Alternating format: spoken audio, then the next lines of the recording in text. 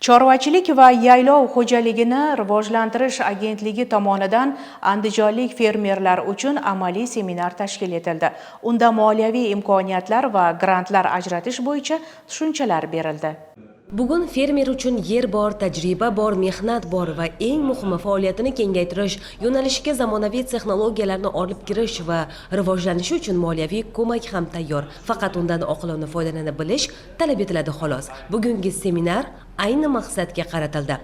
Bu seminarda o'tkazishdan asosiy maqsadimiz katta imkoniyatlar bor bu loyiha doira ichida. Birinchi masala ekologik tozalikni targ'ib etish maqsadida chorvalardan qishloq xo'jaligi texnikalarini yangilash maqsadlarida ajratilgan loyihamiz bu, ko'zda tutilgan loyiha bu.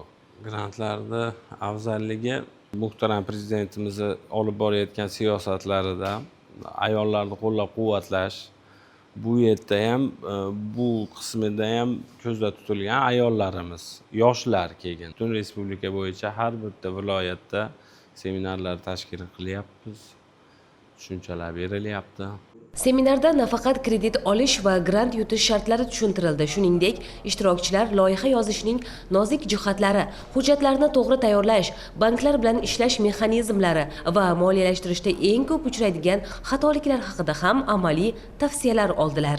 Bugungi seminarimiz Fransiya taraqqiyot agentligining shu chorvachilik sohasini rivojlantirish loyihasi bo'yicha bo'ldi.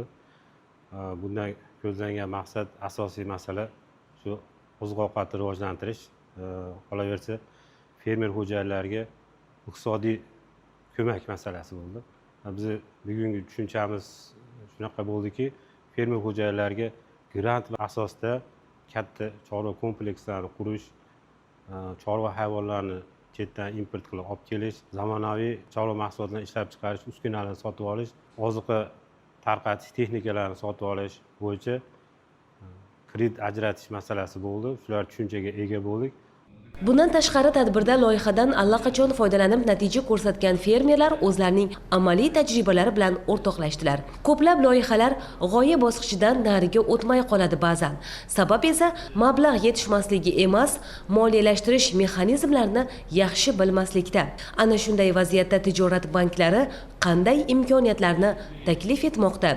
Bugungi seminarimizda Fransiya taraqqiyot agentligi xodimlari tomonidan seminar bo'lib o'tdi. Bugun ular chorvachilikda bugungi kunda berilayotgan imkoniyatlarni aytib o'tdi. Biz Xalq banki tomonidan chorvachilik faoliyatini rivojlantirishda bulardan haqiqatan ham resurs jalb qilganmiz. 10 yil muddatga 3 yil imtiyoz davri bilan har 6 oyda to'lash sharti bilan qayta moliyalash plus 3% dan bugungi kunda 17% dan tashkil qiladi.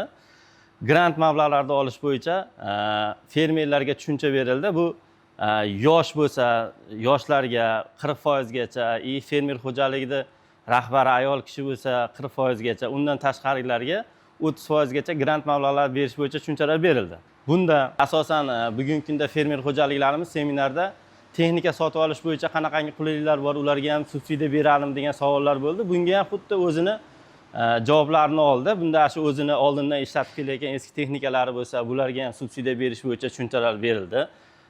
Banklarga berilgan savollardan garov ta'minot sifatida qanaqangi holatlarda bor, qaysi nimalarni garovga olsa bo'ladi, nimalarni garovga olsa bo'lmaydi degan savollarga javob berildi.